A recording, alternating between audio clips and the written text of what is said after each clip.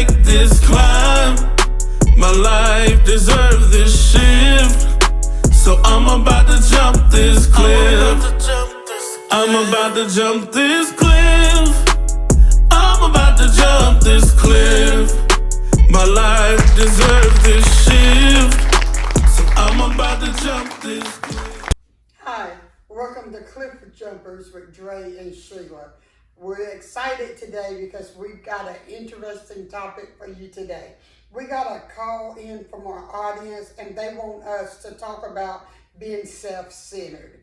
Cliff Jumpers is here to help you look at things in a rational way, but to be able to step out on a limb. You know, because a lot of us, we have limitations that stops us from going a step further, that stops us from pursuing our dreams. What would you say, before we get into this self-centeredness, what would you say Cliff Jumpers means to a young person? It means that you're taking a risk and you're choosing to go after your dreams instead of listening to what other people have to say about it. Yeah, I like that you're taking a risk and pursuing your dreams.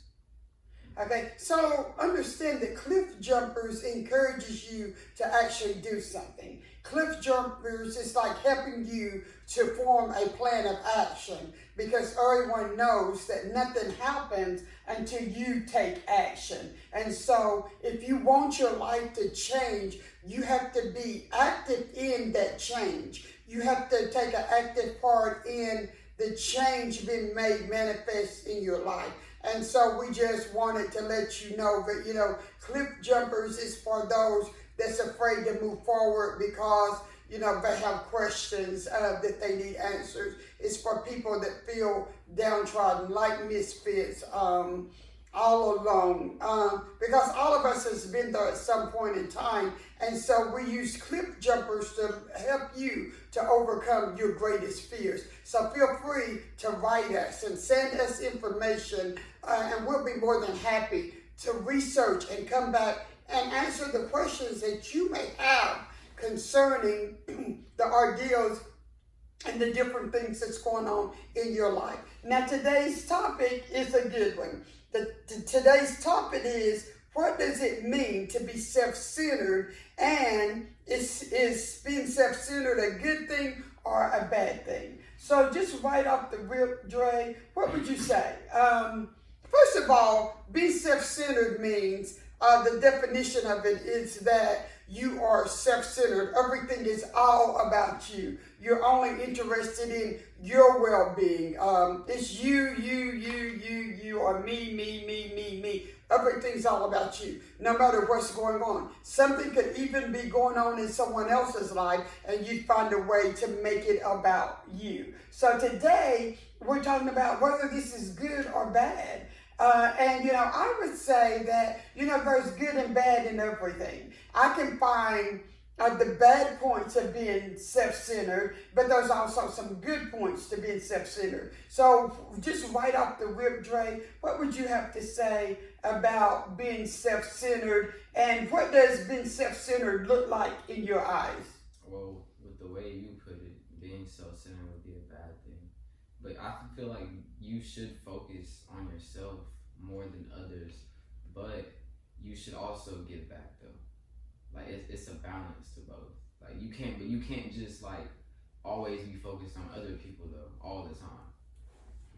Okay, so you're saying that life is about balance and But it's also, it depends on the reason, because sometimes people only try to help and give back to people so much because they want that acceptance from others. If they're doing it because that's in their heart and that's their calling in their life, then that would be different.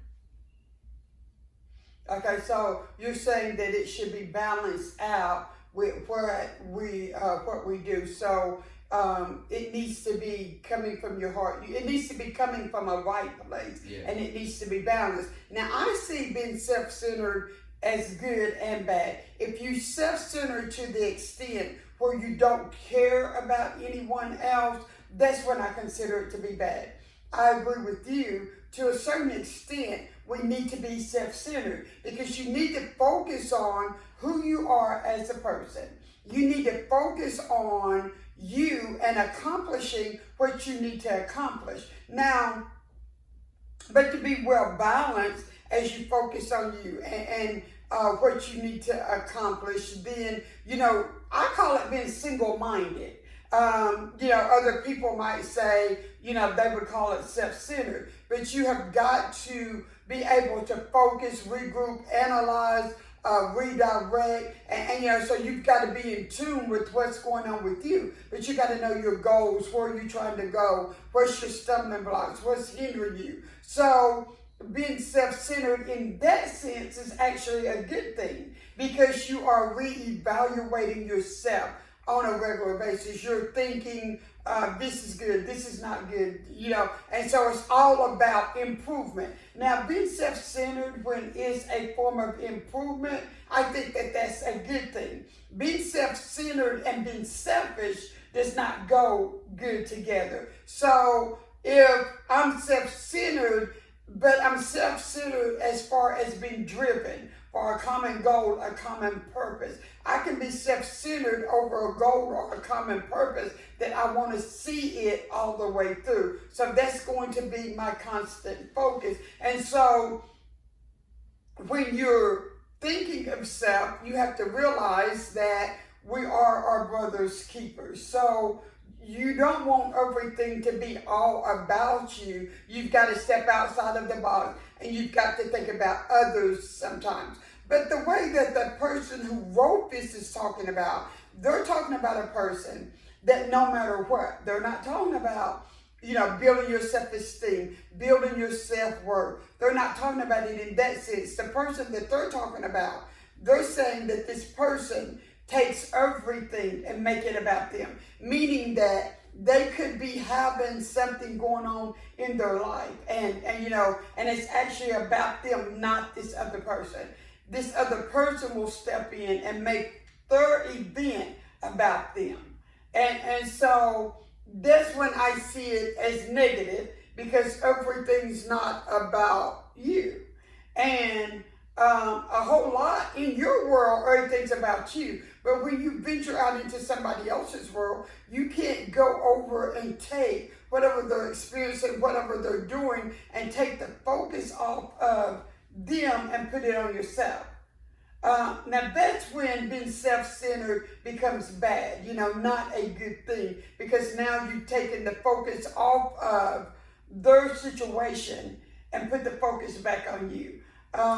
Have you ever met anyone that everything is about them? How would you feel if you had a problem and you was discussing it with someone and they said, yeah, but a couple of years ago, I went through this, and this, and it made me feel, and it had absolutely nothing to do. It's not like they was telling you a story that would help you deal with what you was going through. They just decided to tell you a story about themselves and an unrelated occurrence in their life.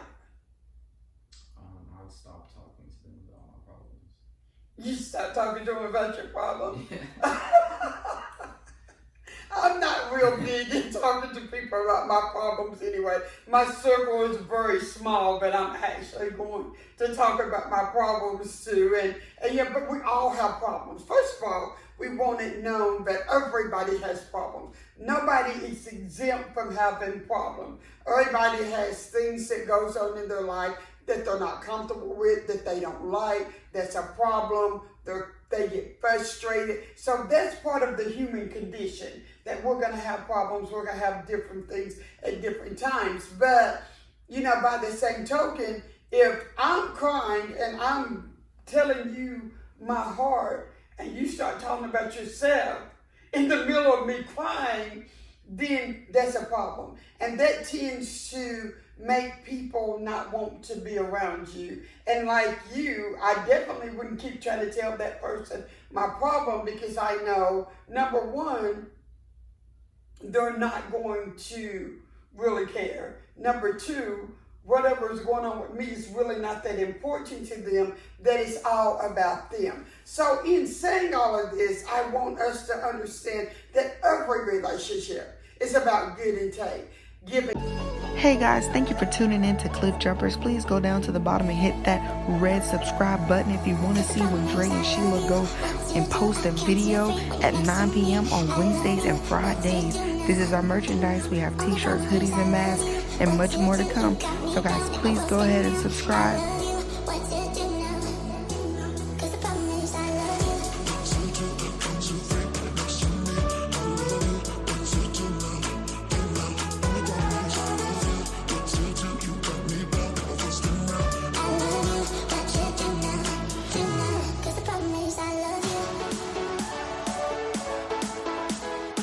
Just like I'm there for you sometimes, you need to be there for me sometimes, because nobody has it together 24/7 every day of the week. Every now and then, I want to be the one that actually cries on somebody's shoulder.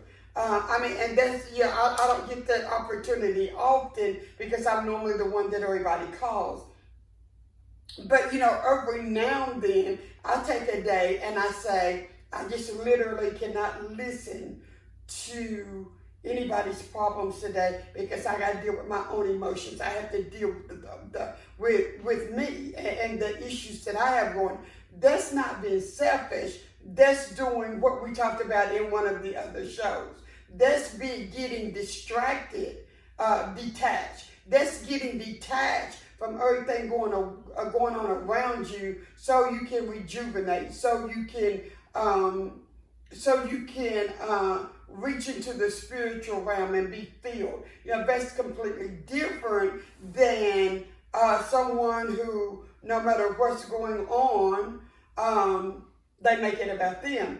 And I would imagine that type of person would be very irritating. So what advice would you give to someone that's so self-centered that they make everything about them, and then they don't understand why people really don't want to be around them? Well, they got to start considering how other people feel. Would you tell them that they were self-centered? Would I tell them that they were self-centered? Yeah. So you would just tell them, you're self-centered, you need to start taking into consideration how other people feel, what they're going through. I mean, I can't speak for nobody else, but in our personal situation, I would say you need to consider how I feel, or we can't have no relationship anymore. So you would make it on a personal level. Yeah. You wouldn't make, because now I understand why you said that, because if you say you make people feel like it's implying that you've had a conversation with somebody else about their behavior. So, but when you make it personal, But at the same time, though, I have nothing to do with the relationship that person has with other people, so I can only speak on our relationship.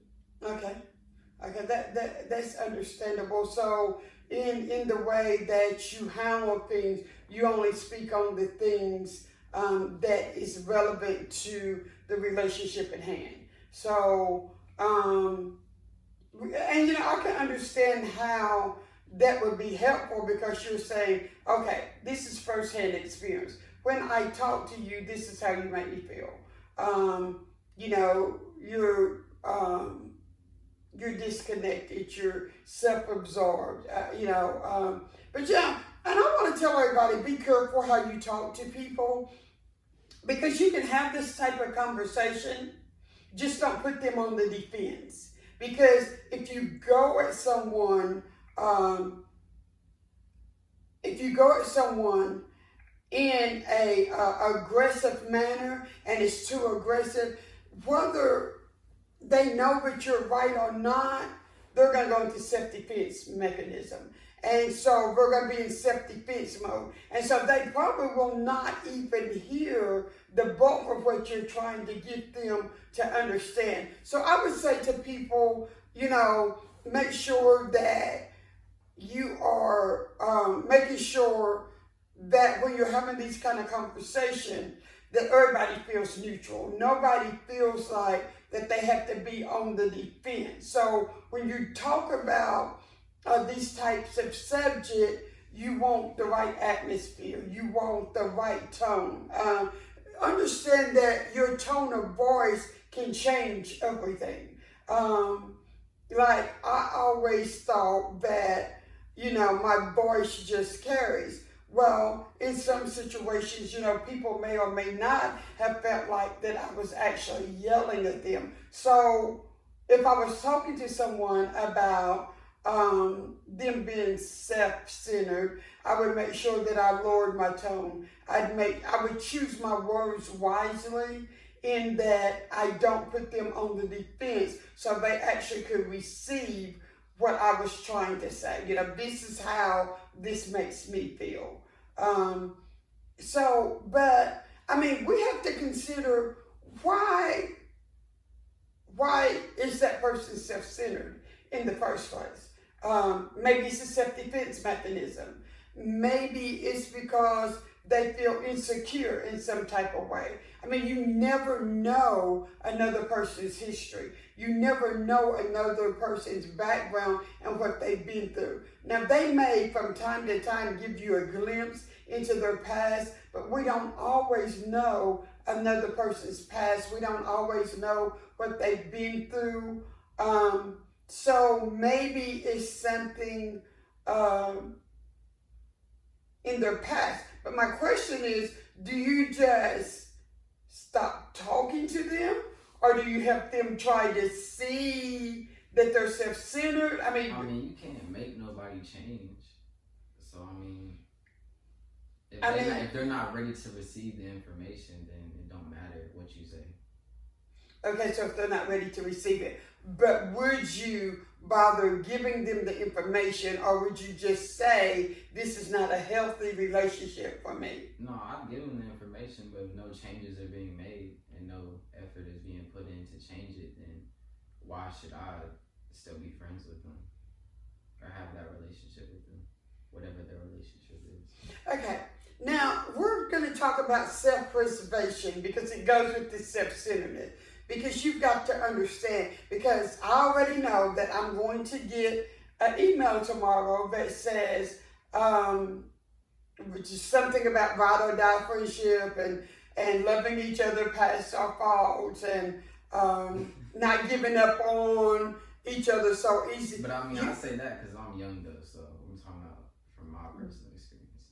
I understand that, but even at whatever age, I probably would be saying that same thing.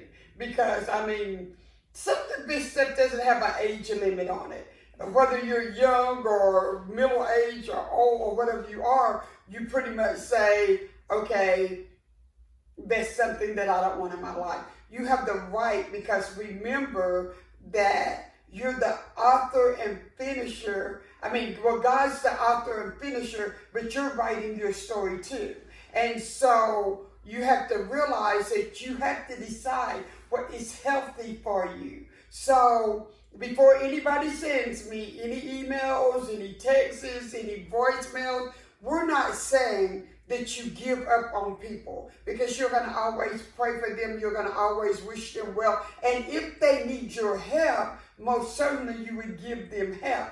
You're just not going to be trying to pull something out of them that they're not available to give you. But at the same time, though, at what point does it become not healthy? Because if they're affecting like my creativity for me, because that is a part of my life purpose, but if they're affecting that, then I would have to let that go. So if it's affecting your life purpose, is it okay to just go ahead and let it go? If it's affecting my life purpose, I'm telling you right now, I'm letting it go. I'll be saying that it's another TKO. Gotta let it go. You don't know anything about that, you're too young. But, if it's affecting the life purpose, then you have got to let it go. And sometimes we have to understand that you have to look at the whole picture. Is it affecting your creativity? Is it affecting your flow? That doesn't mean that you don't like the person. That doesn't mean that you don't care about the person. It means that you made a wise decision to let go of something that was toxic to you as a person, to your well-being, to you reaching your destiny. If it's stopping you from doing what you need to do, then you're gonna have to do an evaluation and you're gonna let it go. people in the business world, they do it all the time. You know, they may have a team member that's on board and they think they're going to be able to produce. Guess what? If they don't produce within a 90-day span, they let them go. It's no hard feelings, but they're not achieving the end goal. So in life, we have an end goal. We have a purpose, and we're on a mission. And so if that mission, if that life purpose is being harmed in some type of way, then you have to make that decision that this is not healthy for me. You know, if you go to the doctor, you know, sometimes every time I go to the doctor, they tell me I need to give up something because it's not healthy for me, and that if I continue this, that it's going to run me into bad health. Same thing with relationships. Same thing, you know, whatever kind of relationship it is. If it's toxic, if the people self-centered, and there's not a give and take. Relationships are a give and take.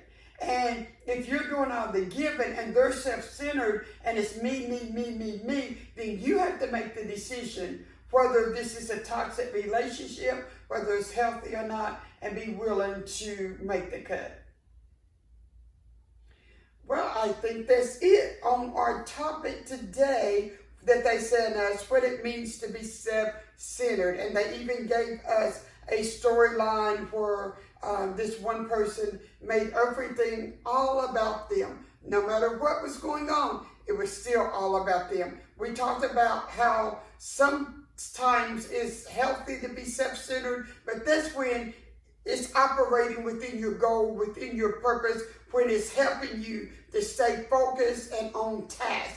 When it's in other types of relationship, self-centeredness does not generally work because relationships are give and take. This has been Cliff Jumpers. Learn what to do and what not to do with Cliff Jumpers. We'll see you next episode. Until then, have a cliff jumping day. My life is on the line, so Lord, I gotta make this climb. My life deserves this shift, so I'm about to jump this cliff. I'm about to jump this cliff.